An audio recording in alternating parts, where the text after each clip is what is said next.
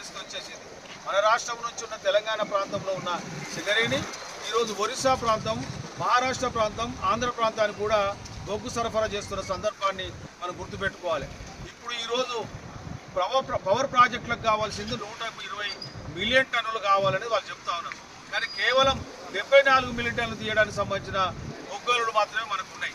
కాబట్టి ఏవైతే power project కావాల్సిన బొగ్గు ముడిసరుకు తీయడానికి సంబంధించిన బొగ్గులను కోయగూడెం కానీ, సత్తుపల్లి కానీ, మనుగూరు ఓసి2 డిప్సైడ్ బ్లాక్ కానీ, లేకపోతే శ్రావణపల్లి కానీ, KK6 కానీ వీటిని కేటాయించడం ద్వారా ఈ విద్యుత్ సమస్యలన్నింటికీ బొగ్గు కేటాయించే అవకాశం సింగరేణి దక్కుతుంది.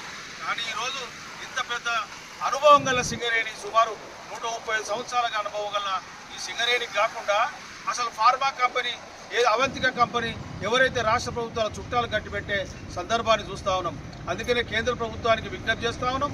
నిన్న కూడా భారతదేశ వ్యాప్తంగా బొగ్గనుల వేలం జరుగుతున్న సందర్భంలో ముఖ్యంగా తెలంగాణలో అతిపెద్ద సంస్థ అయిన సింగరేణికి శ్రావణపల్లి బొగ్గను కేటాయించాలని ఈరోజు రిలే హంగర్ స్ట్రైక్ చేస్తున్న సందర్భం భూపాలపల్లిలో చూస్తూ ఉన్నాం.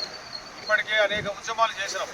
నిన్ననే అన్ని కలెక్టర్ కార్యాలయం ముందు వేలాది మందితోని నిన్న ధర్నా చేయడం జరిగింది. సుమారుగా సింగరేణి వ్యాప్తంగా 5,000 మంది ఏఐటీసీ కార్యకర్తలు ఈరోజు మొక్కువ దీక్షతోని 25 కిలోమీటర్ల దూరం నుంచి మోటార్ సైకిల్ ర్యాలీ చేసుకొని ఈరోజు ఆ యొక్క కార్యక్రమాన్ని జయప్రదం చేయడం జరిగింది.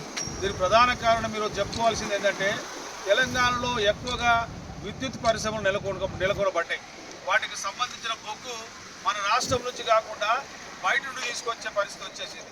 మన రాష్ట్రం నుంచి ఉన్న తెలంగాణ ప్రాంతంలో ఉన్న సింగరేణి ఈరోజు ఒరిస్సా ప్రాంతం, మహారాష్ట్ర ప్రాంతం, ఆంధ్ర ప్రాంతానికి కూడా బొగ్గు సరఫరా చేస్తున్న సందర్భాన్ని మనం గుర్తుపెట్టుకోవాలి.